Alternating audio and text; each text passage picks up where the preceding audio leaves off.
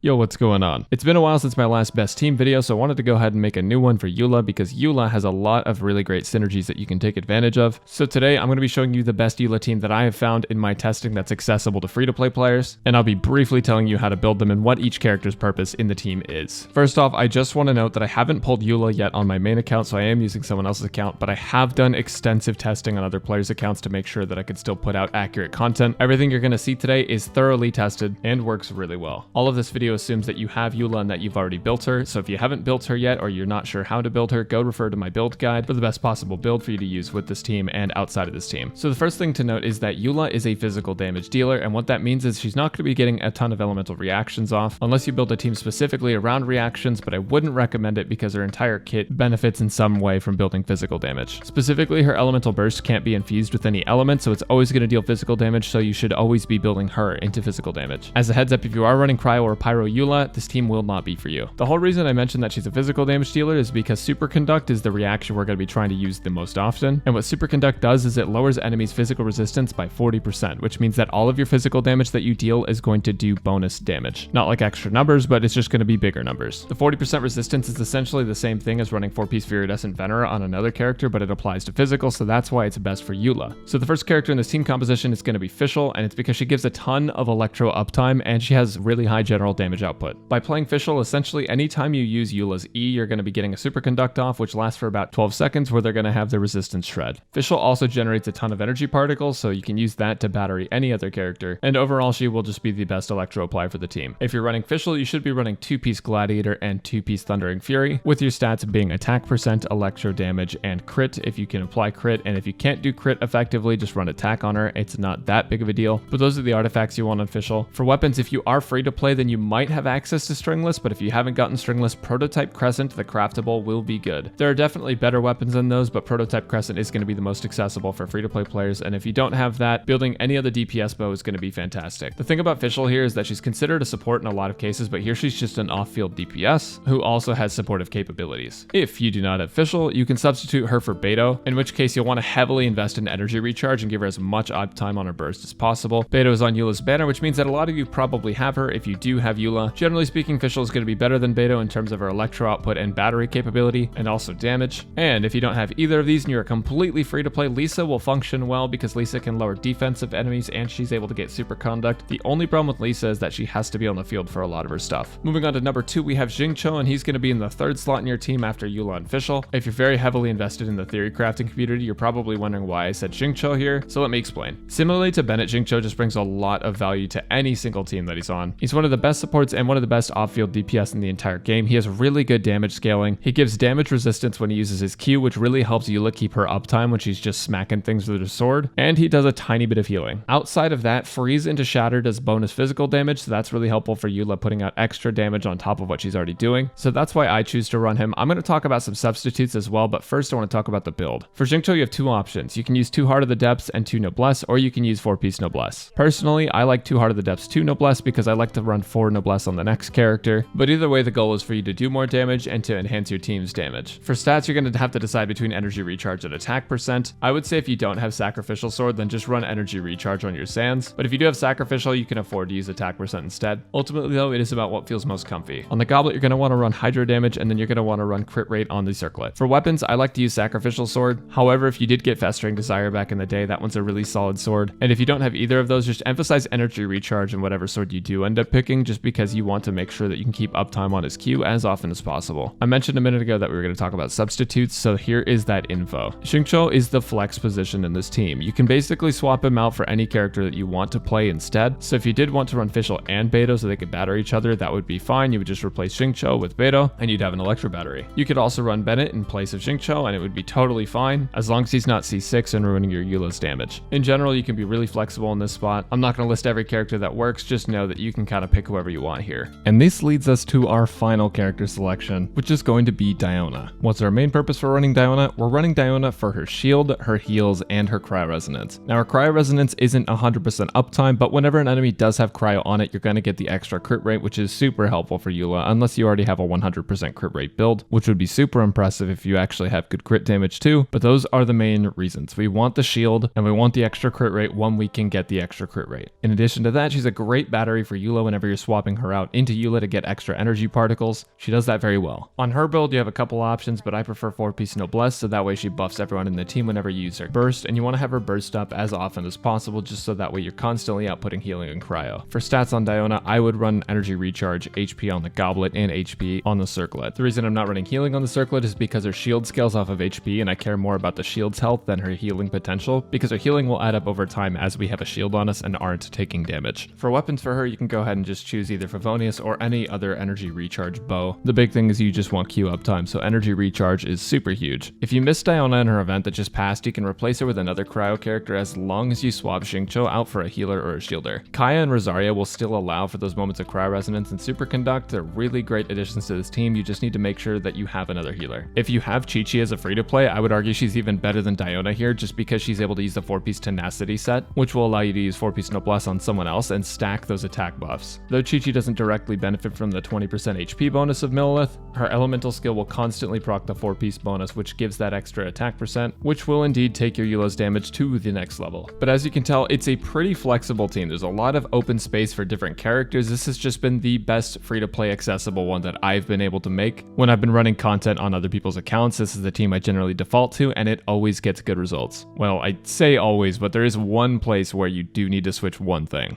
If you're doing Abyss 12-3 on the first half, you should be using Sucrose Traveler or Venti instead of Xingqiu. This Abyss isn't made in a way where one team can clear it always. This is the first time you have to make changes based on the floor you're on and chamber you're trying to 3-star, unless you have whale powers or incredibly good RNG at least. This team's amazing, but it won't beat Chamber 12-3 first half consistently, just because without a character to constantly swirl and group the lectors together, their shields are going to be way too strong to bust in a normal amount of time. Outside of that one specific instance though, this team is incredible, and you should definitely build it if you're free to play and you're confused about what to use with Eula. So these aren't all the team options for Eula, but this is the best one that's fairly accessible and the one that I recommend to you. If you've enjoyed, leave a like down below and leave a comment if you're using the team, or if you're going to change anything about the team, or if you're just really excited to tell us about a different team you use. Subscribe to the channel for more content and follow on Twitch at twitch.tv/Braxophone. We do live stuff. See you all later. Have a wonderful day.